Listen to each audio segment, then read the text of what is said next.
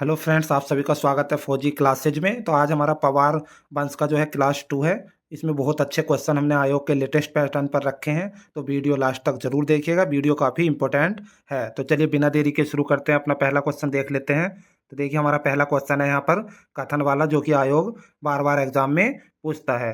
तो देखिए पहला क्वेश्चन में हमारे कथन दिए गए हैं कि धार्मिक कार्यों के कारण अजय पाल को महात्मा भी कहा जाता है। ये हमारा पहला कथन यहाँ पर एकदम सही है। धार्मिक कार्यों के कारण अजय पाल को महात्मा भी कहा जाता है। दूसरा कथन है इसमें देवलगढ़ में गढ़वाल का न्यायालय सोम का भांडा स्थापित किया था।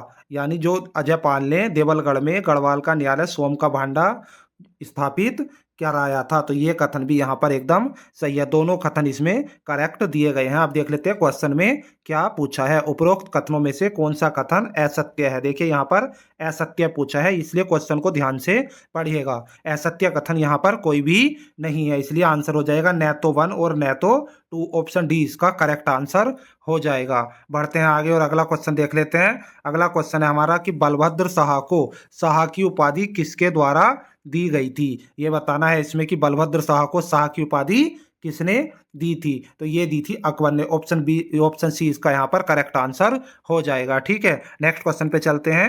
नेक्स्ट क्वेश्चन है हमारा कि नीचे कुछ कथन दिए गए हैं, विकल्प के आधार पर सही उत्तर की पहचान करनी है। तो देखिए यहाँ पर पहला कथन है बद्रीनाथ में रावल पुजारियों का प्रारंभ अजय पाल ने ही कराया था। बद्रीनाथ में जो रावल पुजारी होते हैं उनका जो प्रारंभ कराया था वो अजय पाल ने कराया था। ये कथन यहाँ पर एकदम करेक्ट है। दूसरा कथन दिया गया कि अजय पाल के गुरु सत्यनाथ थे, जिनका उल्लेख जॉर्ज विंग्स ने अपने ग्रंथ गोरखनाथ एंड द कनफटा योगीज में किया है। देखिए ध्यान रखिएगा, जो अजय पाल के गुरु का नाम था वो क्या था, तो वो सत्यनाथ था। ये एकदम सही है और इसका उल्लेख भी इस बुक में किया गया है। ये कथन भी यहाँ पर एकदम सही है। अब देखिए इसमें विकल्प देखते हैं। कथन एक सत्य है तो कथन एक सत्य है।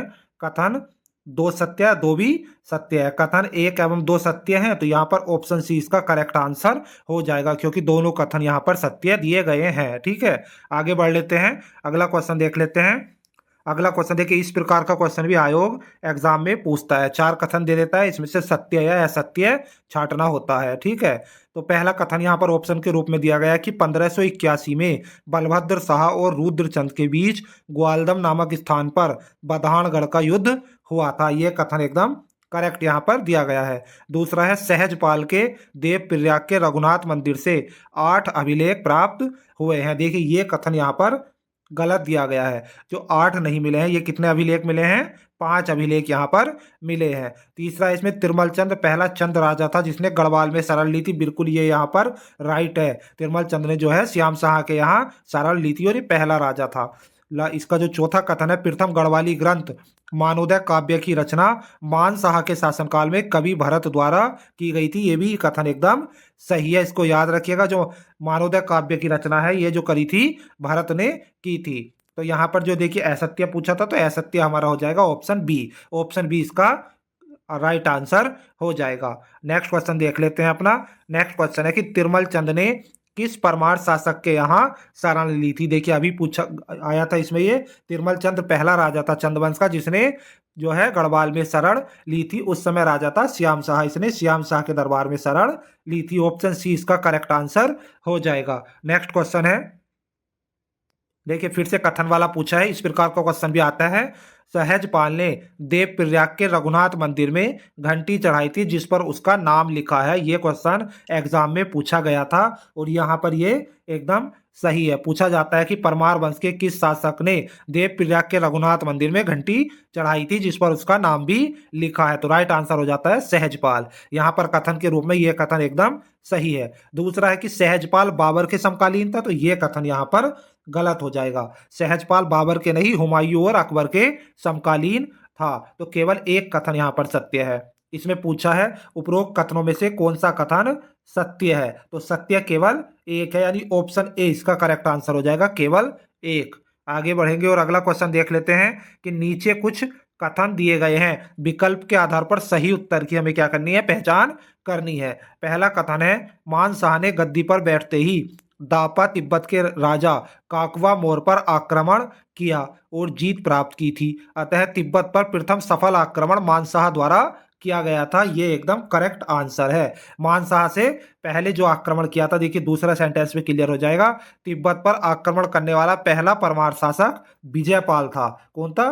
विजयपाल था, लेकिन वह क्या हुआ था? हार गया था। यह कथन भी एकदम सही है। ये भी कई बार क्वेश्चन अलग अलग रूप में पूछे जाते हैं। अगर पूछा जाता है कि परमार वंश का कौन सा राजा था जिसने तिब्बत पर सबसे पहले आक्रमण किया था, तो वो विजयपाल था, लेकिन वह सफल नहीं हुआ था। इसलिए अगर सफल पूछा जाता है तो मानशाह हो जाता है। तो इसके हिसाब से दोनों सेंटेंस यहाँ पर करेक्ट दिए गए हैं। तो इसमें से ऑप्शन जो हो जाएगा राइट आंसर, वो हो जाएगा कथन 1 एवं 2 सत्य है, यानी ऑप्शन डी यहाँ पर सही हो जाएगा। आगे बढ़ लेते हैं और अगला क्वेश्चन देख लेते हैं। देखिए ये क्वेश्चन भी एग्जाम में पूछा गया था कि भृंगी एवं खतर सिंह किसके सेनापति थे। ये दोनों सेनापति किसके थे, ये पूछा गया था। तो ये थे मानशाह के। ऑप्शन सी करेक्ट आंसर है, ये मानशाह के सेनापति थे। आगे बढ़ते हैं और अगला क्वेश्चन देखते हैं। अगला क्वेश्चन है हमारा, परमार वंश के किस शासक को गढ़भंजन कहा जाता है। देखिए ये जो उपाधि है ये जरूर एग्जाम में पूछी जाती है। गढ़भंजन जो कहा जाता है ये मानशाह को कहा जाता है। ऑप्शन सी इसका यहाँ पर करेक्ट आंसर हो जाएगा। अब देखिए अगला क्वेश्चन देख लेते हैं। अगला क्वेश्चन है हमारा कि काकवा मोर द्वारा, इसमें भी 2 कथन दिए गए हैं, उन्हीं के आधार पर हमको आंसर बताना है। ठीक है, तो देखते हैं। पहला कथन है इसमें, काकवा मोर द्वारा श्याम शाह को कर न देने के कारण श्याम शाह ने तिब्बत पर आक्रमण किया था। यह कथन एकदम सही यहाँ पर दिया गया है। दूसरा है, श्याम शाह ने काकवा मोर को 1 सेर स्वर्ण चूर्ण, 1 4 सींग वाला मेंढा तथा 1 चवर गाय कर के रूप में देने के लिए बाध्य किया था। ये भी यहाँ पर एकदम सही है। और ये देखिए क्वेश्चन के रूप में भी पूछा जाता है कि ऐसा कौन सा राजा हुआ है जिसने काकवा मोर को 1 सेर चूर्ण, 1 4 सींग वाला मेंढा तथा 1 चवर गाय कर के रूप में देने के लिए बाध्य किया था। तो ये श्याम शाह था। यहाँ पर दोनों कथन एकदम सही है, लेकिन क्वेश्चन में यहाँ पर असत्य पूछा है। ठीक है, असत्य कथन यहाँ पर कोई नहीं है, तो आंसर हो जाएगा न तो 1 और न तो 2, यानी ऑप्शन डी इसका यहाँ पर करेक्ट आंसर हो जाएगा। अगला क्वेश्चन देख लेते हैं। अगला क्वेश्चन है हमारा कि देव प्रयाग के क्षेत्रपाल मंदिर से 1608 ईस्वी, कौन सा 1608 ईस्वी में प्राप्त अभिलेख किस शासक का था। तो ये जो था ये मानशाह का था। ऑप्शन ए यहाँ पर करेक्ट आंसर हो जाएगा। ठीक है, बढ़ते हैं आगे और अगला क्वेश्चन देख लेते हैं। अगला क्वेश्चन हमारा यहाँ पर आ गया है, फिर से ये कथन वाला क्वेश्चन यहाँ पर पूछा गया है। देखिए नीचे कुछ कथन दिए गए हैं, विकल्प के आधार पर सही उत्तर की पहचान करनी है। 2 छोटे से इसमें कथन दिए गए हैं। पहला कथन है, जहांगीर ने श्याम शाह को हाथी एवं घोड़े भेंट किए थे। यह कथन एकदम सही है। ठीक है, दूसरा है, जहांगीरनामा में श्याम शाह का वर्णन भी किया गया है। यह कथन भी एकदम सही है। दोनों कथन यहाँ पर इसमें करेक्ट दिए गए हैं, और इसमें जो है ऑप्शन के हिसाब से जो आंसर हो जाएगा ऑप्शन डी हो जाएगा। कथन 1 एवं 2 सत्य हैं। ठीक है, बढ़ते हैं आगे और अगला क्वेश्चन देखते हैं। अगला क्वेश्चन देखिए, ये क्वेश्चन एग्जाम में पूछा गया था कि देवलगढ़ में भैरव मंदिर का निर्माण किस परमार शासक ने कराया था। तो ये कराया था अजयपाल ने। ऑप्शन डी इसका यहाँ पर करेक्ट आंसर हो जाएगा। देवलगढ़ में भैरव मंदिर का निर्माण अजयपाल ने कराया था। आगे बढ़ते हैं और अगला क्वेश्चन देखते हैं कि श्याम शाह के गुरु का नाम क्या था जिन्होंने 1603 ईस्वी में वास्तु शिरोमणि की रचना की थी। ये एग्जाम में पूछा गया था कि वास्तु शिरोमणि की रचना किसने की थी। ये श्याम शाह के गुरु थे।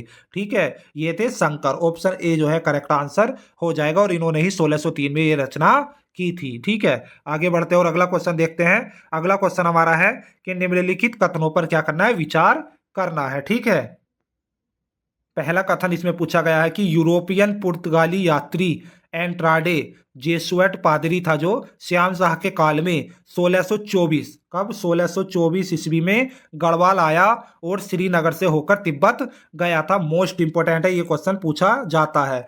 और यह श्रीनगर आने वाला प्रथम ईसाई और पादरी था। दोनों कथन यहाँ पर सही है, और इससे कई क्वेश्चन एग्जाम में बने हैं और आगे भी बनते रहते हैं। ये पहला ईसाई और पादरी था।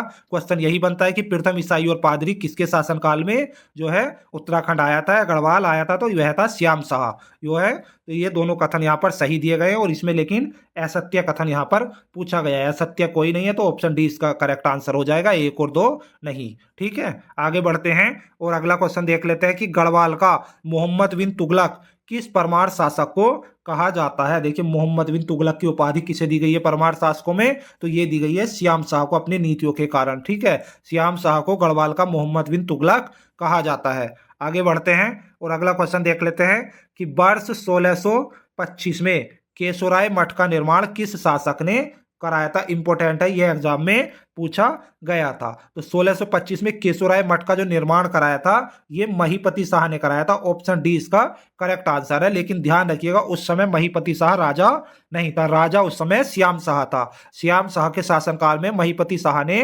1625 में केशोराय मठ का निर्माण कराया था, ये क्लियर रखिएगा। आगे बढ़ते हैं और अगला क्वेश्चन देख लेते हैं कथन वाला कि नीचे कुछ कथन दिए गए हैं, विकल्प के आधार पर सही उत्तर की क्या करनी है, पहचान करनी है। पहला जो इसमें कथन दिया गया कि महीपति शाह ने अपने अनेक शत्रुओं को पराजित किया, इस कारण इन्हें गर्वभंजन की उपाधि दी गई थी। ये एकदम करेक्ट है और ये उपाधि पूछी जाती है एग्जाम में।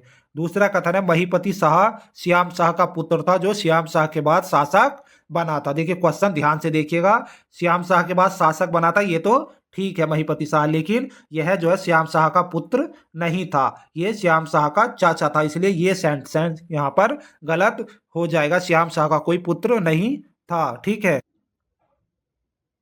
तो यहाँ पर केवल एक कथन यहाँ पर इसमें सही दिया गया है। तो इसमें देखिए केवल कथन एक सत्य है, यही आंसर इसका हो जाएगा। ऑप्शन ए इसमें करेक्ट आंसर हो जाएगा। बढ़ते हैं आगे और अगला क्वेश्चन देखते हैं। अगला क्वेश्चन है निम्नलिखित में से मानसाह द्वारा सोणबाड़ की उपाधि किसे दी गई थी। देखिए ये इंपॉर्टेंट है, सोणबाड़ की उपाधि किसे दी गई थी, ये दी गई थी माधो सिंह भंडारी को। ऑप्शन ए इसका करेक्ट आंसर हो जाएगा। माधो सिंह भंडारी को जो है मानसाह ने सोणबाड़ की उपाधि दी थी, ठीक है। आगे बढ़ते हैं, अगला क्वेश्चन देख लेते हैं। देखिए ये उपाधियां फॉलोइंग द मैच में भी इस प्रकार आयोग क्वेश्चन पूछता है, ठीक है। तो ये देख लेते हैं कि गर्भभंजन की जो उपाधि दी गई थी ये किसे दी गई थी, ये दी गई थी महीपति शाह को। और गर्भभंजक किसे कहा जाता है, तो माधो सिंह भंडारी को। और गढ़भंजन अभी बताया था कि ये मानसाह को कहा जाता है। इस प्रकार जो इसका आंसर बना है 3-2-1 बना है, यानी ऑप्शन बी इसका करेक्ट आंसर हो जाएगा। इस प्रकार के क्वेश्चन भी आयोग आजकल एग्जाम में पूछता है, ठीक है। बढ़ते हैं आगे और अगला क्वेश्चन देखते हैं कि निम्नलिखित में से कौन सा कथन असत्य है। सीधे ऑप्शन में 4 कथन दिए गए हैं और असत्य कथन बताना है। पहला है देहरादून में राजपुर नहर का निर्माण रानी कर्णावती ने कराया था, ये यहाँ पर एकदम सही है। दूसरा इसमें दिया गया है कि श्याम शाह के काल में 1616 से 1624 तक गढ़वाल में प्लेग महामारी का प्रकोप फैला था, ये भी एकदम सही है और ये क्वेश्चन के रूप में भी पूछा जाता है कि किस शासक के शासनकाल में प्लेग महामारी फैली थी, तो ये श्याम शाह था। तीसरा यहाँ पर दिया गया है कि महीपति शाह के बाद फतेहपति शाह गद्दी पर बैठा था, ये कथन यहाँ पर गलत है। महीपति शाह के बाद पृथ्वीपति शाह शासक बना था, ठीक है। जो अगला कथन है सुलेमान सिको को अभागा शहजादा भी कहा जाता है, ये एकदम सही है, यानी ऑप्शन सी इसका करेक्ट आंसर हो जाएगा। असत्य कथन इसमें पूछा गया था।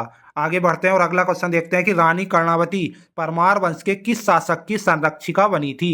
तो देखिए जो संरक्षिका बनी थी राणा कर्णावती, ये पृथ्वीपति शाह की बनी थी। ऑप्शन बी इसमें करेक्ट आंसर हो जाएगा, ठीक है। बढ़ते हैं आगे और अगला क्वेश्चन देख लेते हैं। अगला क्वेश्चन है कि निम्नलिखित कथनों पर विचार करना है। पहला है महीपति शाह ने अपने राज्य में रोटी सूची नामक प्रथा की शुरुआत करी थी, ये एकदम सही है, ये महीपति शाह ने करी थी।